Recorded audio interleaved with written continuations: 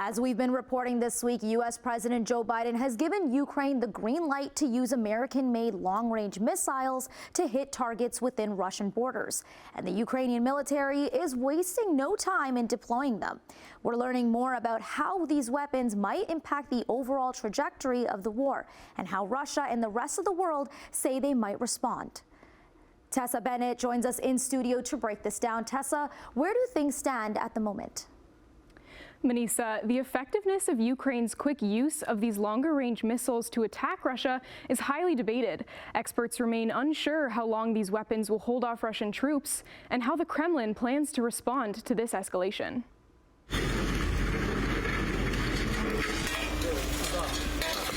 After yet another drone attack, Ukraine is escalating its response to Russia's invasion on this, the 1,000th day of war.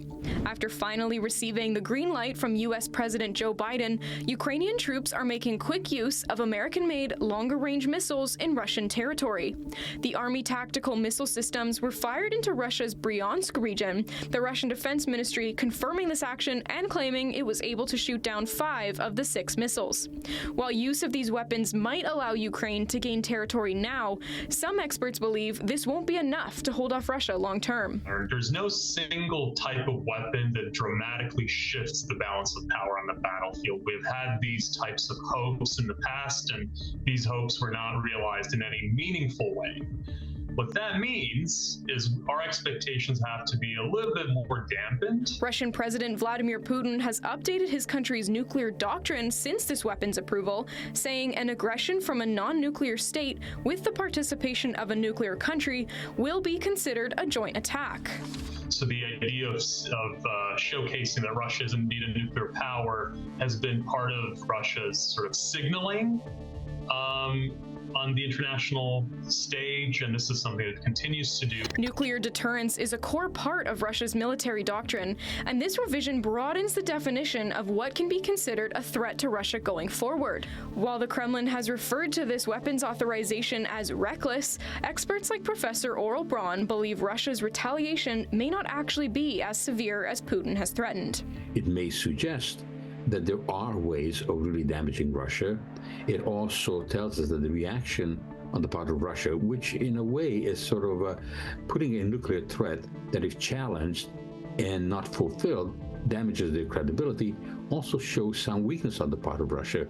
Yes, they have been moving forward in the offensive in the Donbass, but at a horrible cost. Yes, they are getting North Korean troops, but it also tells us that they may be running out of sufficient numbers of troops from Russia itself. NATO Secretary General Mark Rutte commented on these recent developments today, saying the organization plans to discuss how it can further help Ukraine. It means more aid, more money, and we have to make available to them, particularly now that the North Koreans have come on board. And we know that China is helping Russia with the war effort. We know that Iran is supporting Russia with the war effort. And at the G20 summit in Brazil, Prime Minister Justin Trudeau says he would have liked to see a stronger statement made about Russia's invasion of Ukraine, something surely top of mind for world leaders ahead of incoming President-elect Donald Trump. So yeah, I would have wanted to say things a lot stronger than in that communique, and I know a lot of my colleagues from G7 and advanced economies would have wanted that too.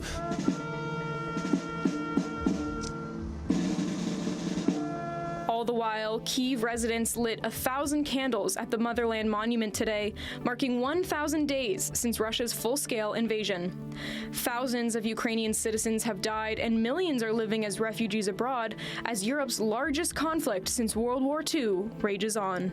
1,000 days, I think it's enough to understand that Putin doesn't want any peace.